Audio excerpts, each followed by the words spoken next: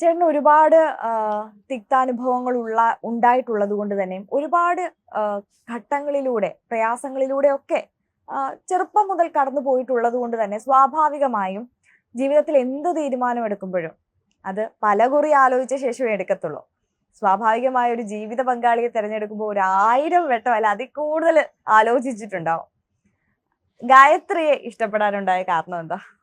ഗായത്രി ഇഷ്ടപ്പെടാനുള്ള 2 കാരണം. ഒന്ന്, ഗായത്രി എന്റെ സിനിമകളൊന്നും കണ്ടിട്ടില്ല, സിനിമയെ കുറിച്ചിട്ട് അറിയില്ല. ഞാൻ ചെയ്ത ഹിറ്റ് TV പ്രോഗ്രാമുകളുണ്ട്, അതുപോലും പുള്ളിക്കാരി കണ്ടിട്ടില്ല. അതൊന്ന്. പിന്നെ രണ്ടാമത്തത് ഈ പറഞ്ഞ പോലെ തന്നെ. അപ്പൊ അതിനർത്ഥം സിനിമാ താരം അല്ലെങ്കിൽ നടൻ എന്നുള്ള നിലയിലല്ല ഇഷ്ടം, ഞാൻ എന്ന വ്യക്തിയോടുള്ള സ്നേഹമാണെന്ന് ഞാൻ മനസ്സിലാക്കുന്നു. രണ്ടാമത്തത്, ഞാനൊരു 2-3 മണിക്കൂർ സംസാരിച്ചു. സാധാരണ ഒരു അരമണിക്കൂർ കൊണ്ടൊക്കെ പെണ്ണ് കാണല് തീരുന്ന ഇതൊരു 2 മണിക്കൂറോളം, അതിനകത്ത് 1.5 മണിക്കൂർ ഞാൻ കത്തിവെച്ചു. പക്ഷേ ഇങ്ങോട്ടൊന്നും മറുപടി ഒന്നും പറഞ്ഞില്ല. അപ്പൊ അന്ന് ഞാൻ ഒരു ഇന്റർവ്യൂവിന് ഞാൻ പറഞ്ഞത് മുഴുവൻ എന്റെ നെഗറ്റീവ് സൈഡുകളാ. എന്നിട്ട് പോകുന്നങ്ങ് പോട്ടെ. കാരണം ഇപ്പം എനിക്ക് തോന്നുന്ന ആ സമയത്ത് അവർക്ക് 19 വയസ്സായിട്ടേ ഉള്ളൂ.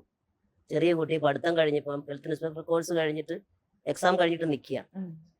അപ്പോൾ നീ ആരുടെയെങ്കിലും ഒരു നിർബന്ധം കൊണ്ടാണോ വിവാഹം കഴിക്കുന്നത് അന്നൊന്നും അറിയില്ലല്ലോ. അപ്പൊ ഞാൻ അതേപ്പറ്റിയൊക്കെ ഒന്ന് അറിയാൻ വേണ്ടിയിട്ടാണ് കൂടുതൽ സംസാരിച്ചത്. അപ്പൊ എനിക്ക് മനസ്സിലായി അങ്ങനെയൊന്നുമല്ല. 100% എന്നെ ഉൾക്കൊണ്ടുകൊണ്ട് ഇത് കഴിച്ചതിന് ശേഷമാണെങ്കിലും വരാഴികൾ ഷെയർ ചെയ്യാനുള്ള ആ ഒരു 100% താല്പര്യത്തോടു കൂടിയാണ് വന്നതെന്ന് മനസ്സിലാക്കി. പിന്നെ രണ്ടാമത്, രക്ഷിതാക്കള് അവര് 100% താല്പര്യത്തോടു കൂടിയാണോ ഹാപ്പി ആയിട്ടാണോ തന്നിരിക്കുന്നത് എന്നുള്ള അതും ഞാൻ മനസ്സിലാക്കി. ഈ 2 ഘടകങ്ങളും കൂടെ ഒരുമിച്ച് വന്നു കഴിയുമ്പോൾ പിന്നെ ബാക്കി കാര്യങ്ങളൊന്നും നമ്മൾ നോക്കേണ്ട കാര്യമില്ല. ബാക്കിയുള്ളത് എന്റെ കോൺഫിഡൻസാ. അപ്പൊ കുറെ ആൾക്കാരൊക്കെ പറഞ്ഞു, ഇവരുടെ തന്നെ റിലേറ്റീവ്സും തൊട്ടടുത്ത് വളരെ ക്ലോസ് ബന്ധത്തിലുള്ള ആൾക്കാരെല്ലാം ഭയങ്കരമായ മാനസികമായിട്ട് തകർന്നു പോകുന്ന കമന്റുകളൊക്കെ അടിച്ചിട്ടുണ്ട്. അതെല്ലാം ഇവരിലേക്ക് വരുന്നുണ്ട്. പക്ഷെ അതിനൊക്കെ ഞാൻ പറഞ്ഞത് കാലം തെളിയിക്കേണ്ട കാര്യങ്ങളല്ല, കുട്ടികളാ, അത്രേ ഉള്ളൂ.